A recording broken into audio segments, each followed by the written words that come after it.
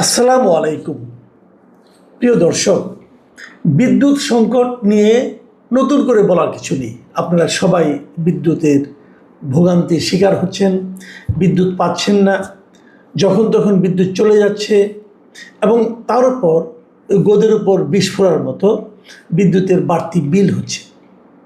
এটা নিয়ে গতকালকে আমি আলোচনা করেছি এবং আমার মতো করে কথা বলেছি। সব কথা বলা হয়তো সম্ভব হয় নাই, কিছু জায়গায় বাকি ছিল, কিন্তু সেটাও বড় কথা নয়।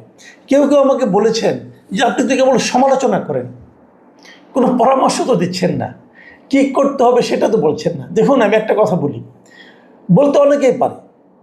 আপনি আজকে বলেন একটা কথা, আমি একটা কথা বলি, একটা পরামর্শ দিই, তখন আবার বলবে কি লোকে জানেন, ওই বড় বড় কথা বসে বসে বলাই যায়, করে দেখান। তো আমি করে দেখাবো কীভাবে? আমি তো করে দেখাতে পারবো না। যারা করবেন তারাই করবেন। আমরা বলতে পারি, আমরা বেসিক্যালি যে কাজটা আমি যেটা করি সেটা হলো গিয়ে সমস্যাটা কোথায় আমি দেখি সেটা আমি আইডেন্টিফাই করি, সমাধান করার দায়িত্ব আপনাদের। তারপরও সাধারণ মানুষ হিসেবে আমাদের কিছু কিন্তু পরামর্শ আছে। আজকে সেরকম দু একটা প্রসঙ্গ নিয়ে আমি একটু কথা বলতে চাই।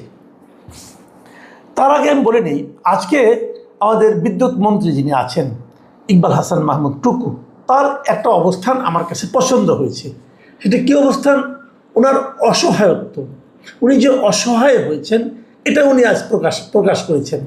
আজকে এই সিপিডির একটা অনুষ্ঠান ছিল, যে বাংলাদেশের জ্বালানি সংকট মোকাবেলা, তাৎক্ষণিক অগ্রাধিকার এবং টেকসই জ্বালানি ভবিষ্যতের পথ, এই শিরোনামে তার একটা আলোচনা সভায় উনি অংশ নিয়েছিলেন ভার্চুয়ালি, সরাসরি যাননি, ভার্চুয়ালি নিয়েছেন।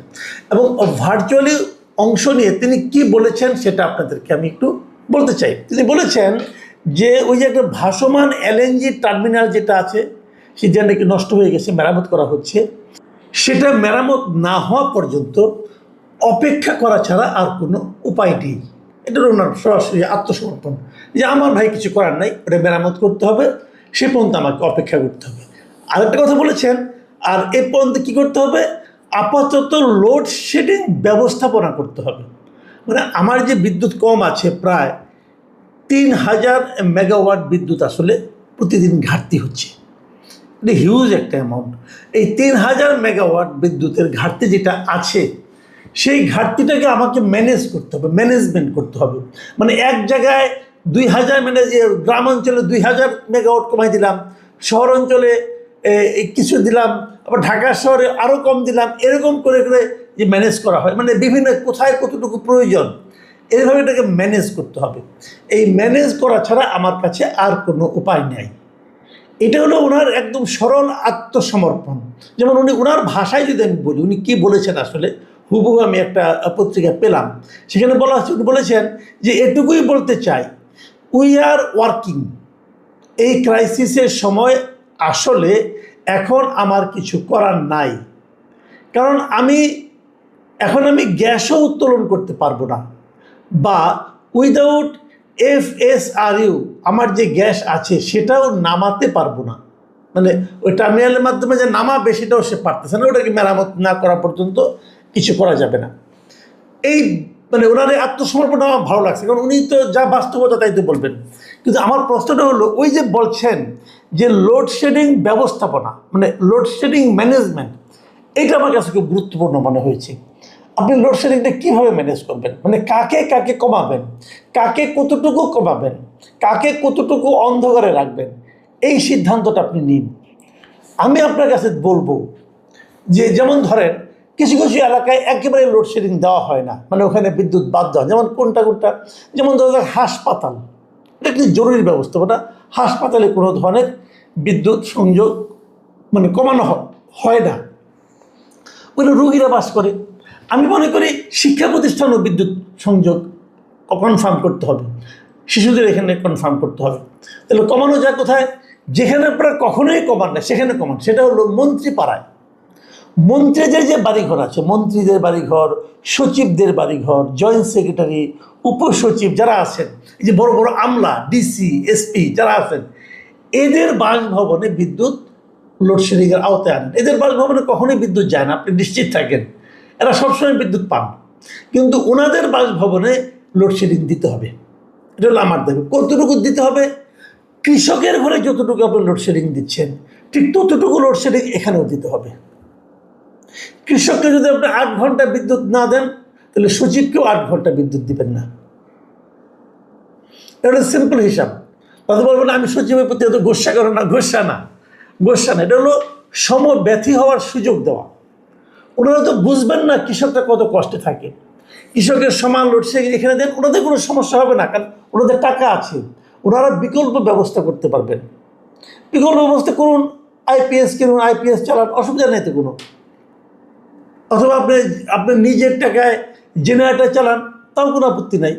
কিন্তু লোডশেডিং যেটা বলি আমরা, সেটা হলো কৃষকের ঘরে যতটুকু আছে তার চেয়ে কম লোডশেডিং শিক্ষা প্রতিষ্ঠান এবং হাসপাতাল এরকম জরুরি কিছু বিষয় ছাড়া আর কোথাও তার চেয়ে কম লোডশেডিং থাকতে পারবে না। এটা হলো ক্লিয়ার করেন আগে। এটা যদি করতে পারেন তাহলে বলবো এটা হবে রিয়েল ম্যানেজমেন্ট। পারবেন কি না আমি জানি না, কিন্তু পারতে পারা উচিত। ওটা যদি করতে পারেন কেবল তাহলেই বলবো যে আপনারা জনগণের সরকার কায়েম করতে পেরেছেন। উনি আরও একটা কথা বলেছেন, সে প্রসঙ্গটা আমি পরে আসছি। একদিন আগে বলেছেন, সেটা একটা বড় প্রসঙ্গ, সেখানে আমি একটু পরে আসছি। তার আগে আরেকটা কথা বলি। সরকার একটা সিদ্ধান্ত নিয়েছে, প্রধানমন্ত্রীর কার্যালয় সহ 5টা সরকারি দপ্তরে সৌর বিদ্যুৎ ব্যবহারের নির্দেশ দেওয়া হয়েছে। দেখুন, আমি মাঝে মাঝে অনেকে আমাকে বলেন আমি কেন প্রধানমন্ত্রী প্রশংসা করি। এটা এই কারণেই করি যে এই ভদ্রলোক কিন্তু কিছু করার চেষ্টা করতেছেন। উনি কি করেছেন, ওনার নিজের কার্যালয়, তার সঙ্গে উনি যুক্ত করেছেন বঙ্গভবন, মন্ত্রিপরিষদ বিভাগ, তারপরে প্রধানমন্ত্রী কার্যালয় তো আছেই, পরিকল্পনা কমিশন, অর্থ বিভাগের দাপ্তরিক কাজে যত বিদ্যুৎ ব্যবহার হয় তার সিংহভাগ সৌর বিদ্যুৎ ব্যবহার করতে হবে। এই অর্ডার কিন্তু প্রধানমন্ত্রী দিয়েছেন। তো এখানে একটা খালি প্রশ্ন আমার, যে সিংহভাগ বলতে আপনি কী বুঝেন? সিংহভাগ মানে অর্ধেকেরও বেশি। তাহলে মিনিমাম 51% বিদ্যুৎ এখানে যা ব্যবহার হয় তার 51% সৌর বিদ্যুৎ থেকে নিতে হবে। 51% নেই, এটা তো খুব জটিল কোনো ব্যাপার না। এই অফিসগুলো তো দিনের বেলায় খোলা থাকে। আমাদের এখানে দিনের বেলা প্রচুর রোদ থাকে, সৌর বিদ্যুতের ব্যবস্থা করেন। এবং এটা করতে বেশি সময় লাগার কথা না। কিন্তু সৌর বিদ্যুৎ এখন আমাদের এখানে যে ব্যবস্থাপনা আছে দেশে, খুব সহজে এটা করা সম্ভব। তো এটা ইমিডিয়েট করা হোক। এবং এটা আমি তো মনে করি এটা করার জন্য কোনো একটা বিভাগকে যারা আছে তাদেরকে আপনি 3 দিনের সময়সীমা পেয়ে দেন, যে 3 দিনের মধ্যে এটা ইমপ্লিমেন্ট করতে হবে।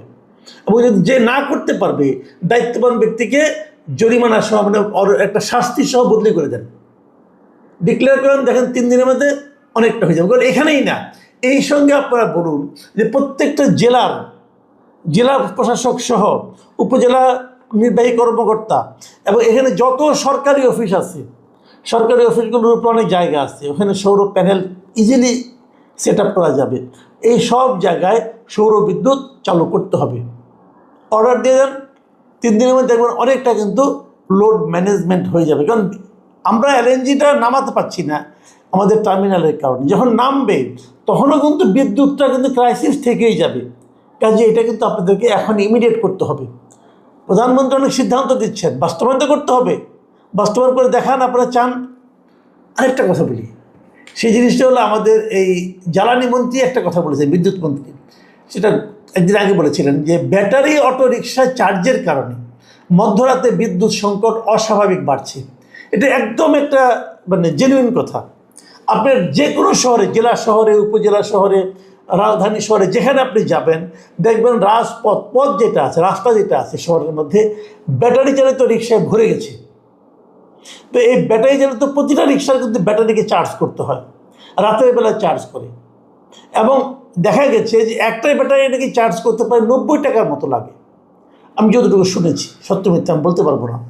তাই যদি হয়, তো এই যে এত বিদ্যুৎ ব্যাটারিগুলো সারা চার্জ হতে থাকে, এই সময় কিন্তু বিদ্যুতের একদম পিক আওয়ার, মানুষ কষ্ট থাকে এই বিদ্যুতের কারণে।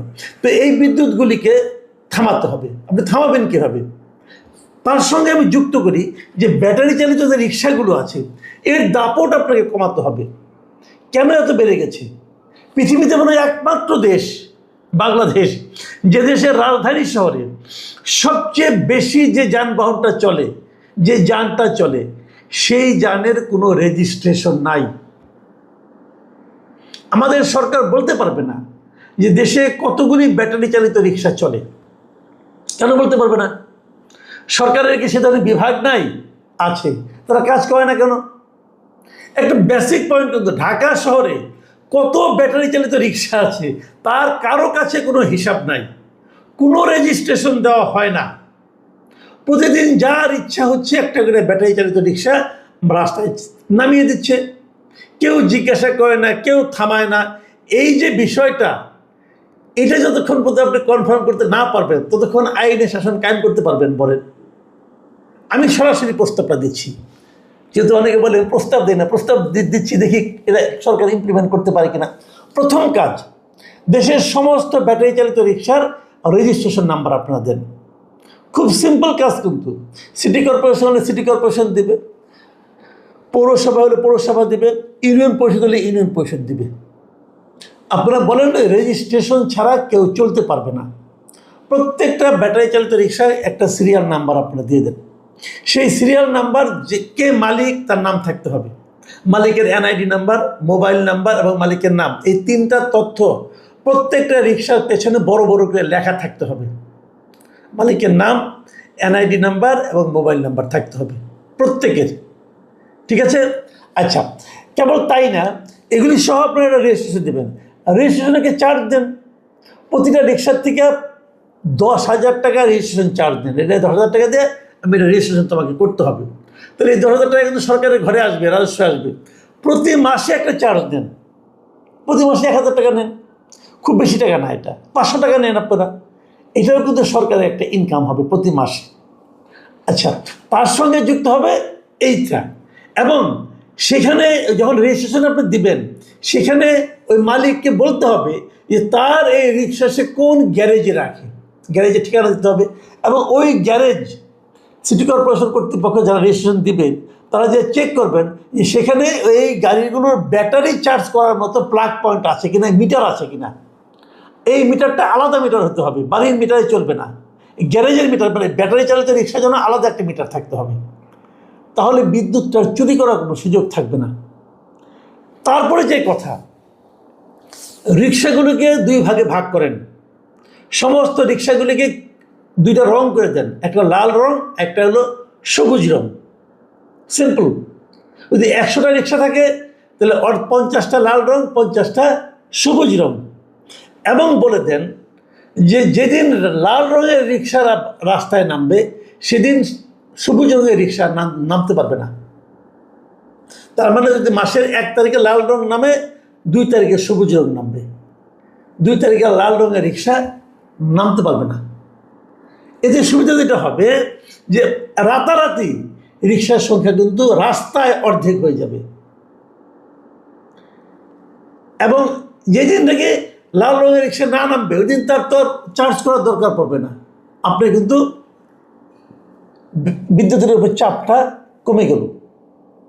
আর এইগুলি যেহেতু রিক্সা ব্যাটারি চালিত, মানে এটা যন্ত্রের মতোই, তো এই রিক্সা যারা চালাবে তাদেরও ট্রেনিং লাগবে এবং লাইসেন্স লাগবে। এই ব্যবস্থাটা করে দেন, আপনি দেখবেন যে রাতারাতি আপনি একটা সুফল পাবেন। কারণ আপনি তো রিক্সাগুলোকে ভেঙে ফেলতে পারবেন, এখানে তো অনেক লোকের অনেক ইনভেস্টমেন্ট আছে, অনেক মধ্যবিত্ত এখানে ইনভেস্ট করেছে। কাজেই এগুলিকে আপনি একটা সিস্টেমের মধ্যে নিয়ে আসেন। সুশাসন এটাকে বলে যে যত সমস্যাগুলো আছে সমস্যাগুলিকে আপনি একটা নিয়মের মধ্যে নিয়ে আসেন, তাহলেই কিন্তু আপনি ধরতে পারবেন, নাহলে ধরতে পারবেন না ভাই। তাহলে এরকমভাবেই চলবে, চিৎকার চেঁচামেচি হবে, মানুষের ভোগান্তি হবে,